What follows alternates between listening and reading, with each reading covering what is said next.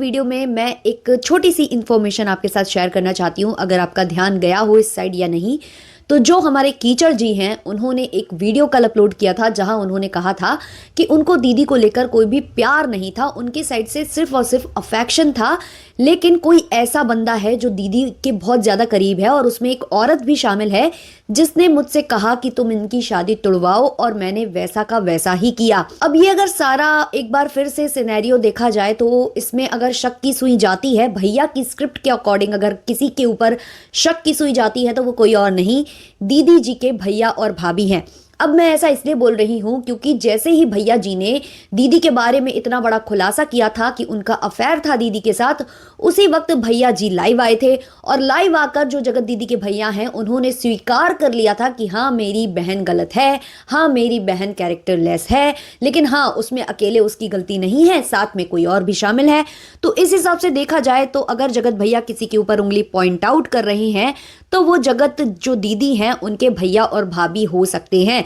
क्योंकि उन्होंने कहा ये बहुत करीबी हैं और इसमें एक औरत भी शामिल है। साथ ही साथ जगत दीदी को लेकर ये भी बोला जाता है कि जो जगत दीदी है ना,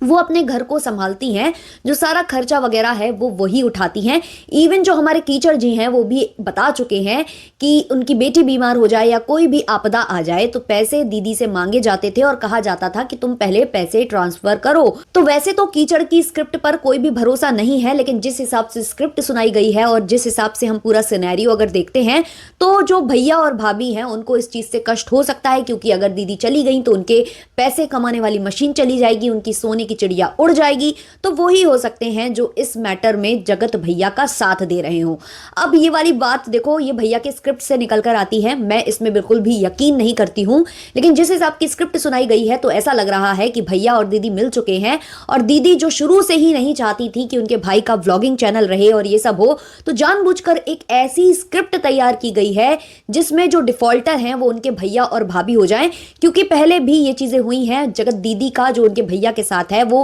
कुछ खास जमता नहीं है, ये कीचड़ पहले भी बता चुका है। तो हो सकता है कि ये जो रात रात भर स्ट्रीम यार्ड की चैटिंग चलती है उसमें भैया और दीदी ने बैठकर ये पूरी रचना रची हो कि चलो इस तरीके का कुछ लाते हैं सामने, जिसके बाद जो मेरे भैया भाभी हैं उनकी जो इमेज है वो धूमिल हो जाए। दूसरा ये भी सुनने में आ रहा है कि जो जगत दीदी है उनका अपने भैया भाभी से कुछ बन नहीं रहा, मम्मी से भी उनका झगड़ा वगैरह कुछ हुआ है। अब इसमें कितनी सच्चाई है ये नहीं कह सकते, लेकिन उनके घर के करीबी ने ही ये चीजें बताई हैं जो एक लाइव पर डिस्कस भी हुई हैं। वहीं दीदी को लेकर जो बार बार खबरें आती है ना कि दीदी इनवाइटेड हैं, फिर दीदी को बॉयकॉट किया गया है, फिर दीदी चीफ गेस्ट बन जाती हैं। खबरें ये निकल कर आ रही हैं कि जो इवेंट ऑर्गेनाइजर हैं, जो ये इवेंट ऑर्गेनाइज कर रहे हैं, उन्हें कॉल करके समझाया गया कि आप जिस व्यक्ति को अपने इवेंट में बुला रहे हो उनकी इमेज इस समय ठीक नहीं है, सोशल मीडिया पर उनकी काफी ज्यादा थू-थू हो रही है। तब इस इवेंट ऑर्गेनाइजर ने सामने से दीदी को मना किया है, लेकिन दीदी की इमेज को बचाते हुए उन्होंने एक ऐसी स्टोरी सामने लाई है कि भाई उनके पास टाइम नहीं है, उन्होंने किसी और को कमिटमेंट दे दी है, इसलिए वो इस इवेंट में शामिल नहीं हो सकती।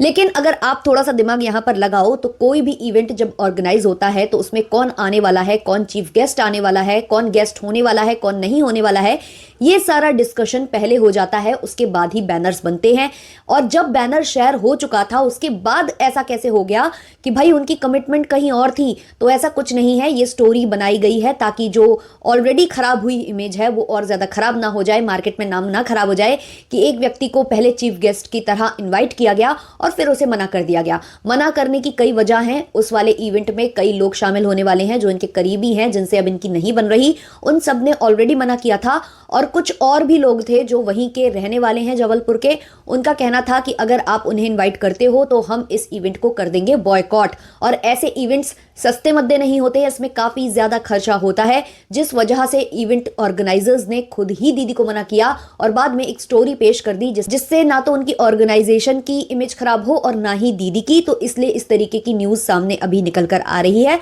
तो फिलहाल के लिए इतना ही, मिलते हैं नेक्स्ट वाले वीडियो में, तब तक के लिए बाय बाय।